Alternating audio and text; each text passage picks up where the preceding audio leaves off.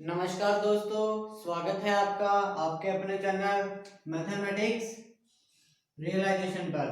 ठीक है फ्रेंड्स, दोस्तों हमने पिछली वीडियो में जाना था कि इरेशनल नंबर्स क्या होते हैं और उनको कैसे पहचाना जा सकता है। तो दोस्तों हम इस वीडियो में जानेंगे कि जो इरेशनल नंबर्स हैं वो कहाँ से आए हैं और उनका जो प्रूफ है वो किसने और कैसे प्रूफ किया। ठीक है फ्रेंड्स, तो चलिए शुरू करते हैं हमारा आज का टॉपिक।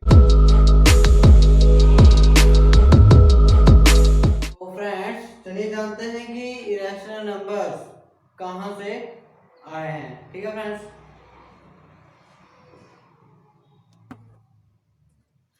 दोस्तों आपको बता दूं कि जो इरेशनल नंबर्स हैं उनकी खोज की थी एक पाइथागोरियन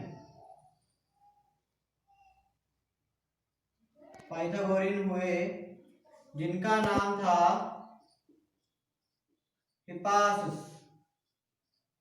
उनका नाम था, वो एक पाइथागोरियन थे। पाइथागोरियन का मतलब है कि वो एक महान फिलोसोफर और एक ग्रेट मैथमेटिशियन पाइथागोरस के शिष्य थे। ठीक है फ्रेंड, मतलब उनके शिष्यों में से एक थे हिपासस।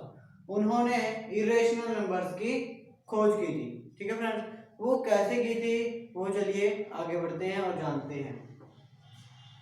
दोस्तों हिपासस ने क्या किया, उसको पहले आपको एक स्टेटमेंट बताता हूँ कि जो पाइथागोरस ने एक स्टेटमेंट दी। पाइथागोरस ने एक स्टेटमेंट दी थी। उन्होंने क्या कहा था कि एवरीथिंग इज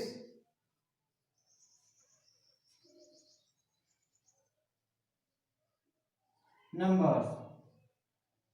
उन्होंने कहा था कि एवरीथिंग इज नंबर्स, हर चीज संख्या है।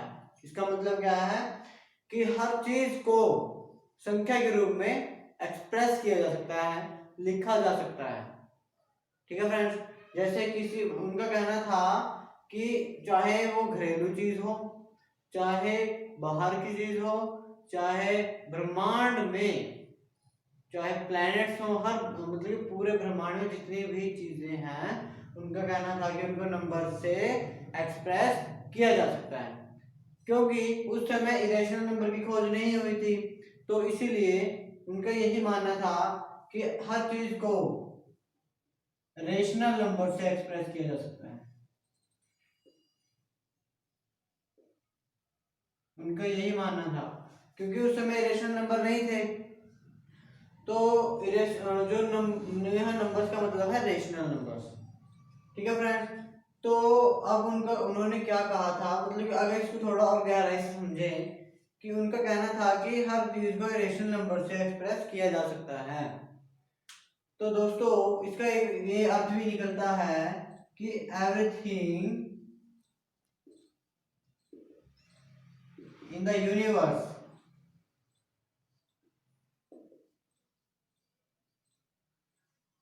can be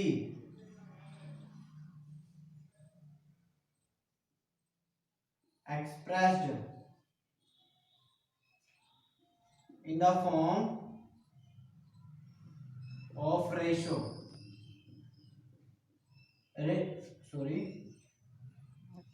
ratio of ratio किसकी,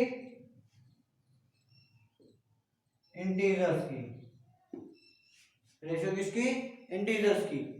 ठीक है फ्रेंड्स, तो ये जो स्टेटमेंट थी इनका यही कहना था कि जो इस ब्रह्मांड में जो भी चीज है उसको रेशो में यानी कि भिन्न में लिखा जा सकता है। ठीक है फ्रेंड्स, तो हिपासस ने इस स्टेटमेंट के ऊपर स्टडी की और स्टडी करते समय उन्होंने क्या पाया कि हर चीज को नंबर्स से नहीं लिखा जा सकता, यानी कि नंबर से लिखा तो जा सकता है लेकिन रेशनल नंबर से नहीं लिखा जा सकता। तो देखिए उन्होंने कैसे कहा, उन्होंने एक ट्राइंगल ली, राइट एंगल्ड आइसोस्केलस ट्राइंगल। ठीक है फ्रेंड्स, ये थोड़ी टेढ़ी बन गई है। उन्होंने एक ट्राइंगल ली, आइसोस्केलस राइट एंगल ट्राइंगल। ये साइड और ये साइड यहाँ पे इक्वल है। ठीक है फ्रेंड्स, और अगर बाय पाइथागोरस थ्योरम, ये ए है, बी है, सी है, तो दोस्तों by Pythagoras theorem A C square is equal to A B square plus B C square. आप जानते ही होंगे पाइथागोरस थ्योरम को, hypotenuse square is equal to base square plus perpendicular square. ठीक है फ्रेंड्स, तो दोस्तों बाय पाइथागोरस थ्योरम में हम इसकी वैल्यू निकालते हैं, A C square is equal to 1 square plus 1 square is equal to 2, A C is equal to under root of 2। ठीक है फ्रेंड्स, AC की वैल्यू क्या है, अंडर रूट ऑफ 2।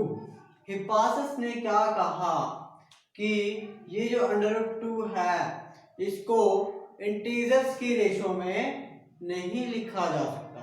उनका ये कहना था कि जो ये अंडर रूट 2 है ये एक इरेशनल नंबर है। तो वो ऐसा तो नहीं कह सकते डायरेक्टली, ऐसे जाके नहीं कह सकते थे कि ये एक इरेशनल नंबर है, इसको रेशो में नहीं लिखा जा सकता। वो डायरेक्टली तो कहने से रहे, उन्होंने ये प्रूफ किया। वो कैसे प्रूफ किया, बाय कॉन्ट्राडिक्शन मेथड, यानी कि विरोधाभास विधि से। वो कैसे, वो विधि आज भी हम यूज करते हैं। तो हिप्पासस ने कैसे किया चलिए जानते हैं।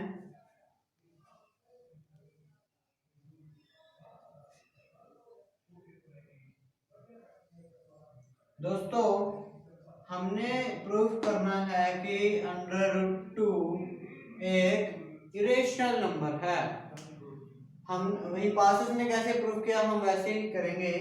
हिप्पासस ने क्या किया कि जैसे पाइथागोरस कहते थे कि हर चीज को नंबर्स में लिखा जा सकता है, यानी कि हर चीज, ये भी रेशनल नंबर में लिखा जा सकता है, यानी कि जो ये लाइन है, तो ये लाइन भी, जो ये हाइपोटेन्यूज था ट्राइंगल का, तो ये लाइन भी रेशनल होगी, मतलब कि रेशनल रेशो में लिखी जा सकती है, इंटीजर्स की रेशो में।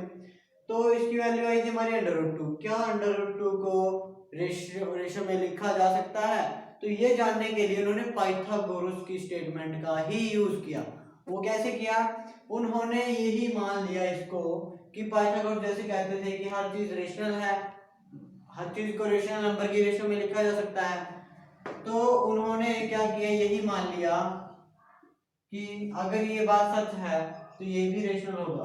तो ये मान लिया ये पाइथागोरस ने। वो कहते हैं कि मैं मान लेता हूं, let us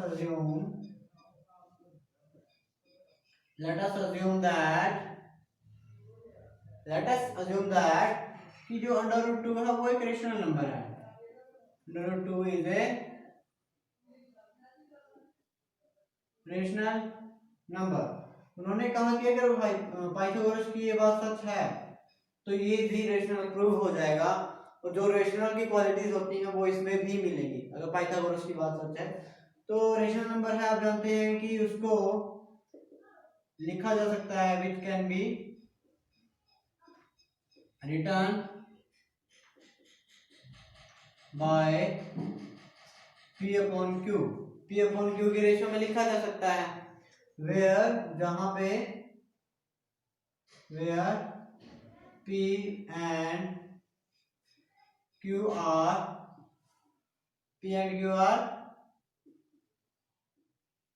integers and Q is not equal to 0।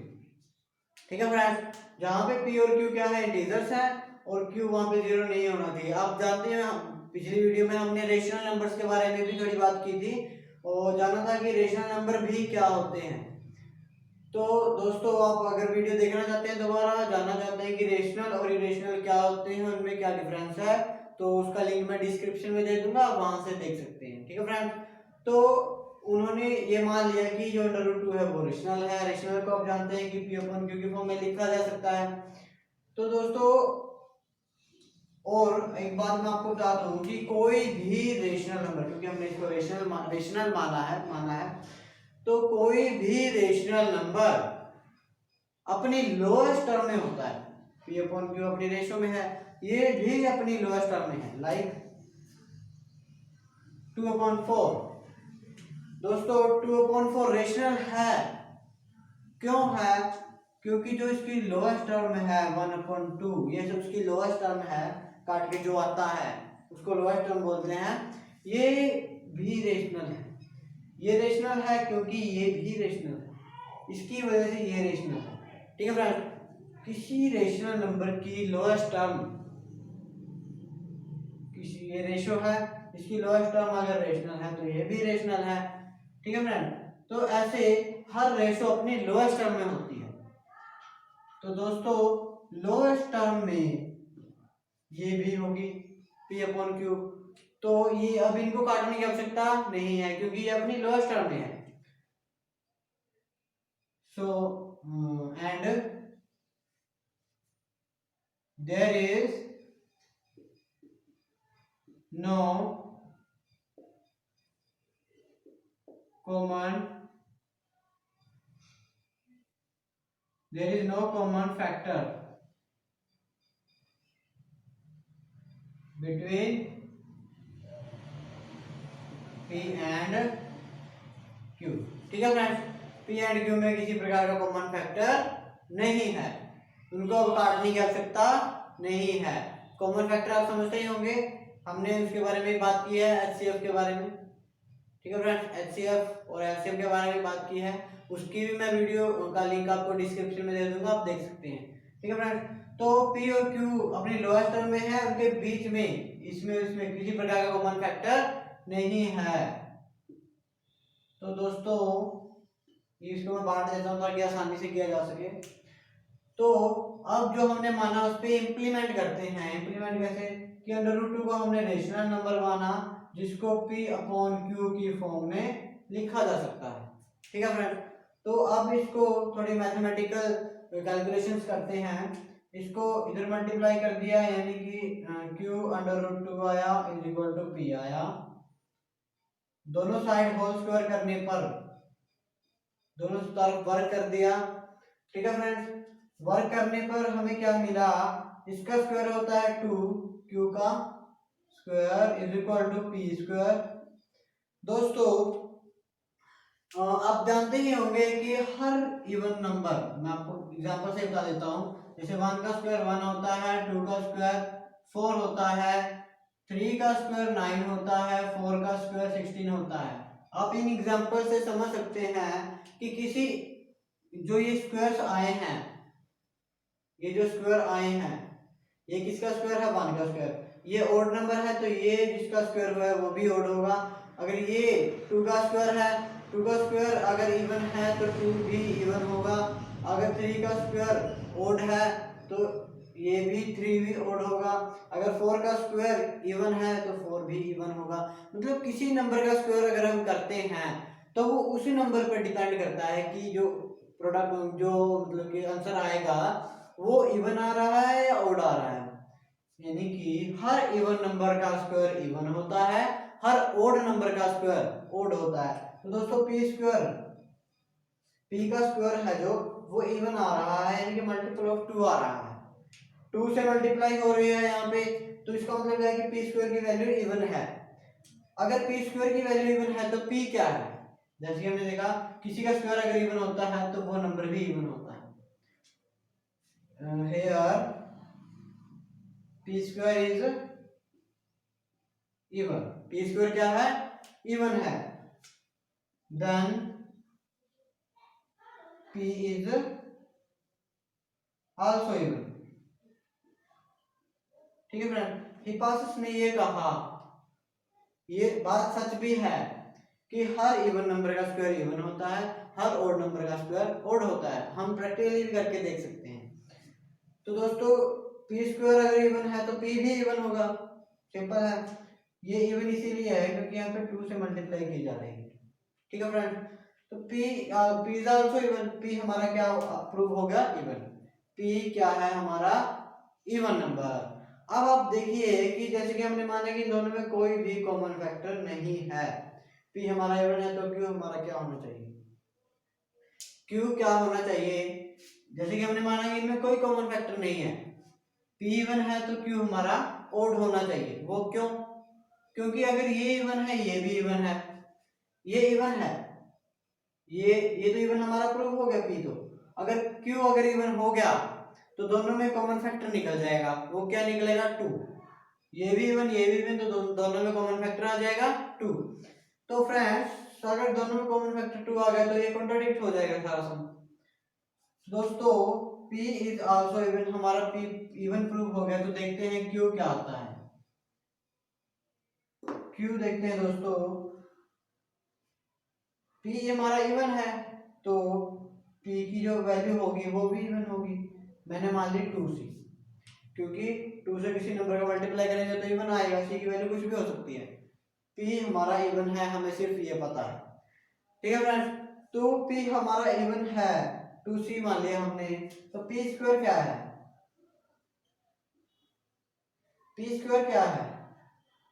4C square. P square यहाँ से मैंने निकाला, P का स्क्वायर। ठीक है फ्रेंड्स, P स्क्वायर की वैल्यू क्या निकली? 4C square. तो 4C स्क्वायर, अब देखिए P स्क्वायर ये भी है, P स्क्वायर हमारा ये भी आया था P स्क्वायर की वैल्यू, यानी कि P स्क्वायर की वैल्यू हमारे पास पहले क्या थी? 2Q square. हमारे पास P स्क्वायर की वैल्यू थी 2Q स्क्वायर, और ये भी P स्क्वायर की वैल्यू आ गई। P स्क्वायर की वैल्यू ये भी है 4C स्क्वायर। ठीक है फ्रेंड्स, तो इसका मतलब है कि ये दोनों इक्वल हैं। तो दोस्तों P स्क्वायर, सॉरी, ये दोनों इक्वल आ गए, ये दोनों दोस्तों इक्वल हैं। ठीक है फ्रेंड्स, तो 2Q square is equal to 4C square. तो Q स्क्वायर हमारा क्या आया? Q स्क्वायर हमारा क्या आया? 2C square. ये 2 उधर जाके 4 को डिवाइड कर देगा। ठीक है फ्रेंड, तो Q स्क्वायर की वैल्यू हमारी आई 2C स्क्वायर। फिर वही एग्जांपल कि हर इवन नंबर का स्क्वायर इवन होता है, हर ओड नंबर का स्क्वायर ओड होता है। यहाँ पे Q का स्क्वायर इवन आ रहा है, here Q square is even. यहाँ पे Q स्क्वायर की वैल्यू क्या आ रही है? इवन आ रही है, यानी कि सम संख्या आ रही है। तो देन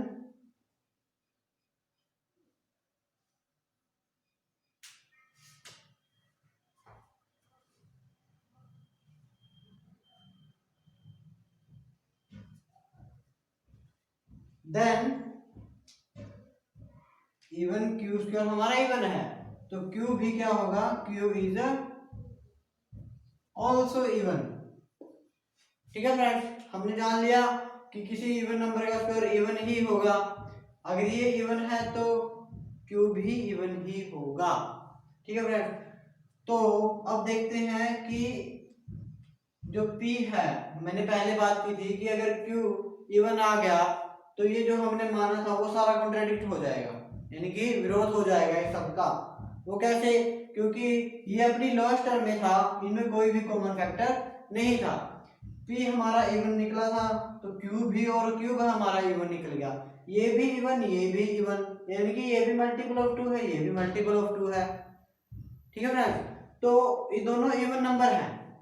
अब देखिए कि दोनों अगर इवन नंबर है तो दोनों में एक फैक्टर कॉमन निकलता है, वो है 2।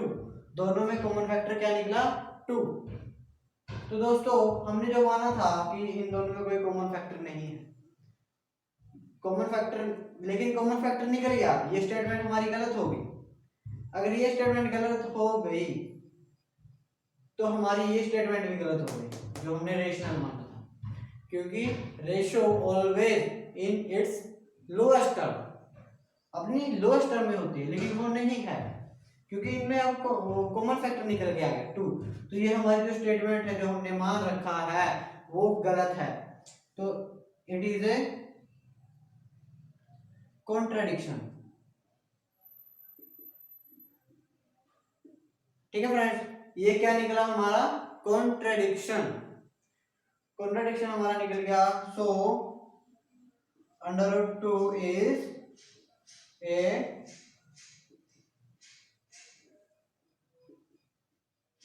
Irrational number. ठीक है फ्रेंड्स, आशा करता हूँ इस प्रूफ आपको समझ आ गया होगा। तो दोस्तों हिपासस ने उसको ऐसे प्रूफ किया था, बाय कॉन्ट्रडिक्शन, विरोध करके। ठीक है फ्रेंड्स, हिपासस ने उसकी मतलब कि हिपासस ने जो भी माना कि √2 क्या है, रेशनल, वो किस वजह से माना, क्योंकि पाइथागोरस ये कहते थे। पाइथागोरस के कहने के कारण उन्होंने ऐसा माना। तो रेशनल मानने के कारण ये सारा ही कॉन्ट्रडिक्ट हो गया, विरोध निकल के आ गया कि जो रेशियो है वो गलत है। ठीक है फ्रेंड्स, तो दोस्तों आप जानते हैं इसके यूज के बारे में कि यूज क्या हो सकता है, इरेशनल नंबर्स का यूज क्या हो सकता है। तो दोस्तों जो इरेशनल नंबर का यूज है वो हम हमारे आम जीवन में नहीं कर सकते, हम नहीं कर सकते, लेकिन जो हमारे आम जीवन में चीजें यूज होती हैं उनको बनाने के लिए इरेशनल नंबर्स का यूज होता है। मेनली हम बात करें तो इंजीनियरिंग में हमारा जो इरेशनल नंबर्स है उनका यूज होता है, उनका बहुत ज़्यादा यूज, सबसे ज़्यादा यूज इंजीनियरिंग में होता है। तो दोस्तों जैसे मैं एक एग्जांपल लेता हूँ, जैसे हम हमारी माताएं बहनें क्या पहनती हैं, चूड़ियाँ। ठीक है फ्रेंड्स, उस चूड़ी को बनाने के लिए, उसको परफेक्ट गोल करने के लिए, मतलब पूरी तरह गोल करने के लिए इरेशनल नंबर का यूज होगा। वो कैसे, जो ये सर्कमफ्रेंस है इसका सर्कमफ्रेंस है, हम जानते हैं 2πr, और जो ये डायमीटर है, डायमीटर होता है 2r। ठीक है फ्रेंड्स, तो दोस्तों इसको बनाने के लिए पाई का यूज होता है। अगर ये परफेक्ट गोल होगी तो जो इसका सर्कमफ्रेंस है और जो इसका डायमीटर है उनका रेशियो पाई आएगा। पाई मींस 3.14159265 एक्सेट्रा। ठीक है फ्रेंड्स, ऐसे सो ऑन। तो ये पाई की वैल्यू आएगी जब इसका जो सर्कमफ्रेंस है और डायमीटर है उसको रेशियो निकाला जाएगा, तो ये वैल्यू आएगी। तो फ्रेंड्स इसकी अप्रोक्सीमेट वैल्यू ली जाती है, जैसे कि आपको पता है 22/7। तो परफेक्ट गोल करने के लिए, मतलब कि हमारी जो चीजें हैं हम यूज करते हैं डेली लाइफ में, उसको बनाने के लिए इरेशनल नंबर्स का यूज किया जाता है। ठीक है फ्रेंड, चाहे कुछ भी इस संसार में है,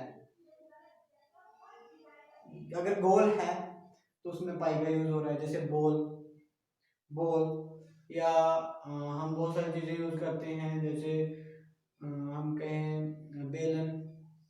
ठीक है फ्रेंड्स, तो ऐसी चीजों को बनाने के लिए इरेशनल नंबर्स का यूज होता है। ज्यादा तो मुझे भी नहीं पता, लेकिन मैं इतना कह सकता हूँ कि इंजीनियरिंग में बेसिक तौर पर उसका इरेशनल नंबर्स का यूज किया जाता है। तो फ्रेंड्स, तो ये हमारा कंसेप्ट था कि इरेशनल नंबर्स को कहाँ यूज किया जाता है और उसके जो प्रूफ है हिपासस ने कैसे प्रूफ किया। ठीक है फ्रेंड्स, तो दोस्तों इरेशनल नंबर्स कहाँ से आए हमने आज ये भी जाना है। तो मिलते हैं दोस्तों एक नए टॉपिक के साथ नेक्स्ट वीडियो में, तब तक के लिए धन्यवाद।